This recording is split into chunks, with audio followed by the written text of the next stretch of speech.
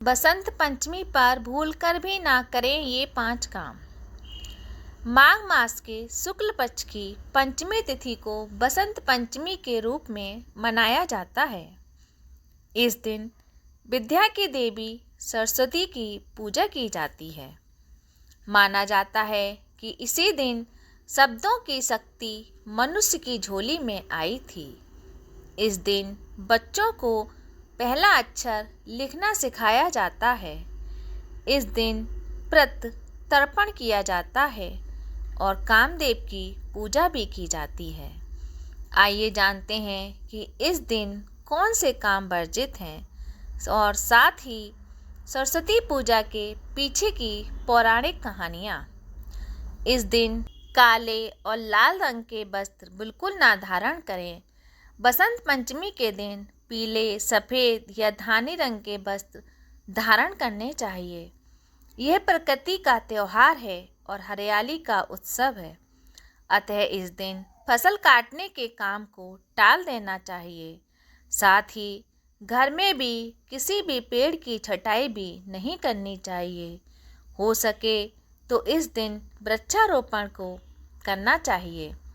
सरस्वती पूजा के दिन भूल कर भी किसी के लिए अनाप शनाप ना बोलें।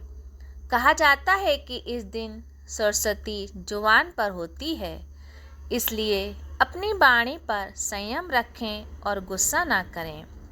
किसी को बुरे बोल ना बोलें। सबके साथ मधुरता का व्यवहार रखें। खुद के लिए कुछ भी बुरा या कोसने वाली बातें ना कहें, क्योंकि वह सच साबित हो सकता है। आज के दिन शुभ बोलें और शुभ सोचें। इस दिन व्रत तर्पण भी किया जाता है, इसलिए घर में भूलकर भी कलह नहीं करनी चाहिए। इससे पितरों को कष्ट होता है। बिना स्नान किए भोजन ग्रहण ना करें। पहले सरस्वती वंदना करें और माँ सरस्वती को भोग लगाएं। बसंत पंचमी के दिन मांसाहार और शराब का सेवन नहीं करें। केवल सात्विक भोजन करें तथा प्रसन्न रहें। आज खीर जरूर बनाएं और खाएं व घर को सुगंधित बनाए रखें। आज के दिन पुखराज और मोती धारण करना अति लाभकारी होता है। आज के दिन स्फटिक की माला को अभिमंत्रित करके धारण करना भी श्रेष्ठ परिणाम देगा।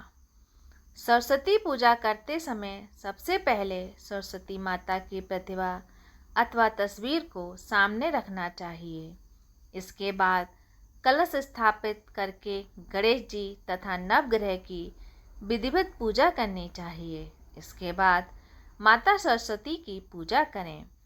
सरस्वती माता की पूजा करते समय उन्हें सबसे पहले आचमन और स्नान कराएं। इसके बाद माता को फूल चढ़ाएं। सरस्वती माता को सिंदूर, अन्य श्रृंगार की वस्तुएं भी अर्पित करनी चाहिए। बसंत पंचमी के दिन सरस्वती माता के चरणों पर गुलाल भी अर्पित किया जाता है। देवी सरस्वती श्वेत वस्त्र धारण करती हैं, इसलिए उन्हें श्वेत वस्त्र पहनाएं। सरस्वती पूजन के अवसर पर माता सरस्वती को पीले रंग का फल चढ़ाएं। प्रसाद के रूप में मौसमी फलों के अलावा बूंदियां अर्पित करनी चाहिए। इस दिन सरस्वती माता को मालपुए और खीर का भी भोग लगाया जाता है। माघ शुक्ल पंचमी के दिन सरस्वती की पूजा के बाद षष्ठी तिथि को सुबह माता सरस्वती की पूजा करने के बाद उनका विसर्जन कर देना चाहिए। संध्या काल में मूर्ति को प्रणाम करके जल में प्रवाहित कर देना चाहिए। सरस्वती पूजा करने के बाद सरस्वती माता के नाम से हवन करना चाहिए। हवन के लिए हवन कुंड अथवा भूमि पर 1.25 हाथ चारों तरफ नाप कर एक निशान बना लेना चाहिए। अब इस भूमि को कुशा से साफ करके गंगा जल छिड़क कर पवित्र करें और यहाँ पर हवन करें। हवन करते समय गणेश जी नवग्रह के नाम से हवन करें। इसके बाद सरस्वती माता के नाम से ओम श्री सरस्वती नमः स्वाहा इस मंत्र से 108 बार हवन करना चाहिए। हवन के बाद माता सरस्वती की आरती करें और हवन का भभूत लगाएं। सरस्वती पूजन के पीछे पौराणिक मान्यताएं हैं कि श्री कृष्ण ने की थी सर्वप्रथम सरस्वती जी की पूजा। इस दिन देवी सरस्वती की पूजा करने के पीछे भी पौराणिक कथा है। इनकी सबसे पहले पूजा श्री कृष्ण और ब्रह्मा जी ने की थी। देवी सरस्वती ने जब श्री कृष्ण को देखा तो इनके रूप पर मोहित हो गईं और पति के रूप में पाने की इच्छा करने लगीं।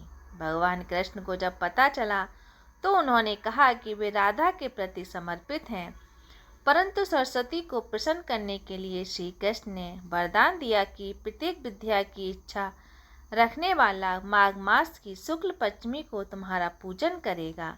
ये वरदान देने के बाद स्वयं श्री कृष्ण ने पहले देवी की पूजा की। ब्रह्मा जी ने की सरस्वती की रचना। सृष्टि के सृजनकर्ता ब्रह्मा जी ने जब धरती को मूक और नीरस देखा तो अपने कमंडल से जल छिड़ककर इसमें सारी धरा हरियाली से भर गई, पर साथ ही देवी सरस्वती का उद्भव हुआ, जिसे ब्रह्मा जी ने आदेश दिया कि वीणा और पुस्तक को इस सृष्टि को आलोकित करें। तभी से देवी सरस्वती के वीणा से झंकर संगीत में पहली प्रकृति विहीन नृत्य करने लगती है। कुंभकर्ण की निंदा का कारण भी बनी सरस्वती। कहते हैं कि देवी वर प्राप्त करने के लिए कुंभकर्ण ने 10,000 वर्षों तक गोबर में घोर तपस्या की। जब ब्रह्मा वर देने को तैयार हुए तो देवों ने निवेदन किया कि आप इसको वर तो दे रहे हैं, लेकिन ये असुरी प्रवृत्ति का है और अपने ज्ञान और शक्ति का कभी भी दुरुपयोग कर सकता है। तब ब्रह्मा ने सरस्वती का स्मरण किया। सरस्वती राक्षस की जीभ पर बैठ गईं। सरस्वती के प्रभाव से कुंभकर्ण ने ब्रह्मा से कहा कि मैं कई वर्षों तक सोता रहूं, यही मेरी इच्छा है। इस तरह त्रेता युग में कुंभकर्ण सोता ही रहा और जब जागा तो भगवान श्री राम उसकी मुक्ति का कारण बने।